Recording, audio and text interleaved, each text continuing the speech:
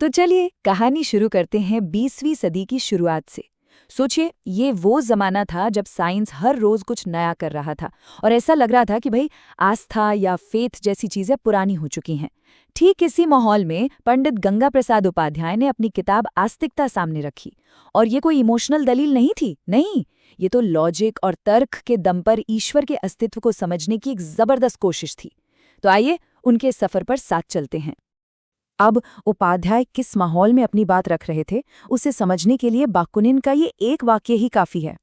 सोच कर देखिए, ये सिर्फ शब्द नहीं थे, ये एक पूरी की पूरी सोच थी जो ये कह रही थी कि इंसान अब इतना मैच्योर हो चुका है कि उसे ईश्वर जैसे किसी सहारे की कोई जरूरत नहीं है। ये एक सीधा चैलेंज था और उपाध्याय ने इसी चैलेंज का जवाब देने की ठानी। तो ये लड़ाई थी किस चीज की? देखिए, एक तरफ था मॉडर्न जमाना जिसका झंडा था तर्क, विज्ञान और तरक्की, और दूसरी तरफ थी आस्तिकता जिसे लोग बस आस्था और परंपरा से जोड़कर देख रहे थे। हवा में एक बड़ा सवाल था, क्या आस्था सिर्फ एक अंधविश्वास है जिसे तरक्की के रास्ते से हटा देना चाहिए? इसी कश्मकश के बीच आस्तिकता किताब ने जन्म लिया।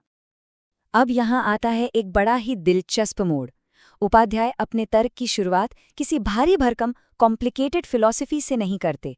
नहीं, वो एक ऐसी कहानी से शुरू करते हैं जिसे हम सब जानते हैं।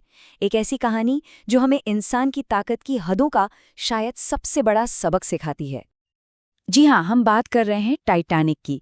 ये सिर्फ एक जहाज नहीं था, ये इंसान की इंजीनियरिंग, उसकी काबिलियत और उसके घमंड का सबसे बड़ा सिंबल था।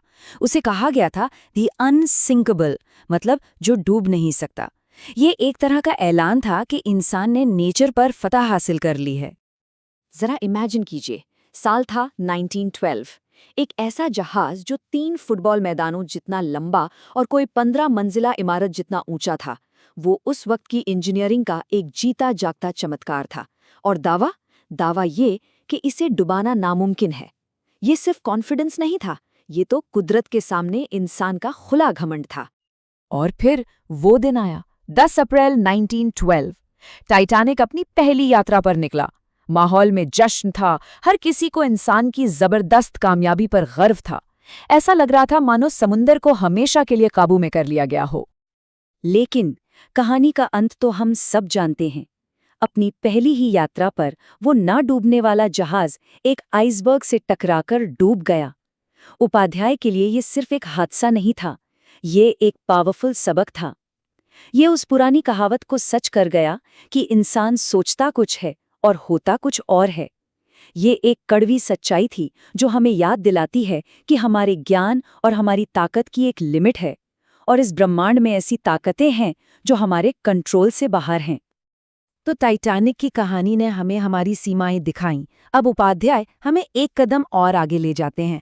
वो हमारा ध्यान इंसान के बनाए जहाज से हटाकर सीधा इस ब्रह्मांड पर ले आते हैं और अपना दूसरा बड़ा तर्क पेश करते हैं कि ये जो हमें ऊपर ऊपर से केओस या अव्यवस्था दिखती है ना, उसके पीछे एक बहुत गहरी, एक हैरान कर देने वाली व्यवस्था छिपी है। तो ये बड़ा सवाल हमारे सामने आकर खड़ा होता है, ये जो पूरा यूनिवर्स है, ये तारे, ये ग्रह, ये जिंदगी, क्या ये सब बस एक तुक्का है, एक रैंडम एक्सीडेंट, या फिर इसके पीछे कुछ गहरे पक्के नियम काम कर रहे हैं जो हर चीज को अपनी जगह पर चला रही हैं? उपाध्याय हमें इसी सवाल की गहराई में झांकने को कहते हैं। और जब हम सबूत ढूंढते हैं ना, तो ये व्यवस्था हर जगह दिखती है। आसमान में ग्रहों की एकदम सटीक चाल से लेकर धरती पर मौसम के भरोसेमंद साइकिल तक, मैथ के पक्के नियमों से लेकर बायोलॉजी की अविश्वसनीय कॉम्प्लेक्सिटी तक, हर छोटे बड़े लेवल पर हमें केओस नहीं बल्कि एक गहरा छिपा हुआ पैटर्न और नियम दिखाई देता है। इसी आइडिया को रॉबर्ट फ्लिंट का ये कोटेशन बहुत ही खूबसूरती से समझाता है। वो कहते हैं कि हमारा सिस्टम बहुत बड़ा और व्यवस्थित है, और कभी-कभी जो चीज़ें हमें खतरनाक या गड़बड़ लगती हैं, असल में वही चीज़ें पूरे सिस्टम को बिखरने से बचा रही होती हैं। मतलब जिसे हम केओस या अव्यवस्था समझ रहे हैं, हो सकता है वो भी एक बड़े ऑर्डर, एक बड़ी व्यवस्था का ही हिस्सा हो। ओके, ठीक है, तो मान लेते हैं कि ब्रह्मांड में एक डिज़ाइन है, एक व्यवस्था है। तो अगला लॉजिकल सवाल क्या होगा? जाहिर है, ये डिज़ाइन बनाया किसने, ये व्यवस्था आई कहाँ से? और यहीं पर उपाध्याय अपने तर्क के सबसे अहम पॉइंट पर पहुंचते हैं। वो एक बहुत ही सिंपल लेकिन बहुत गहरा सवाल पूछते हैं, क्या कोई घड़ा अपने आप बन सकता है? जवाब हम सबको पता है, नहीं। घड़ा बनाने के लिए एक कुम्हार की जरूरत होती है। ये उदाहरण जितना सीधा है, इसके पीछे का फिलॉसफिकल तर्क उतना ही पावरफुल है। फिलॉसफी की भाषा में इसी को कहते हैं निमित्त कारण या द एफिशिएंट कॉज। इसका सीधा सा मतलब है वो इंटेलिजेंट एजेंट, वो बनाने वाला जो किसी चीज को बनाता है। जैसे घड़े के लिए कुम्हार निमित्त कारण है। उपाध्याय का तर्क यही है कि हर रचना के पीछे एक निमित्त कारण यानी एक रचनाकार का होना जरूरी है। देखिए कितना सीधा साधा लॉजिक है। जैसे ये किताब जो हमारे सामने है, ये खुद ब खुद तो नहीं लिख गई, राइट? इससे लिखने के लिए पंडित उपाध्याय की जरूरत थी।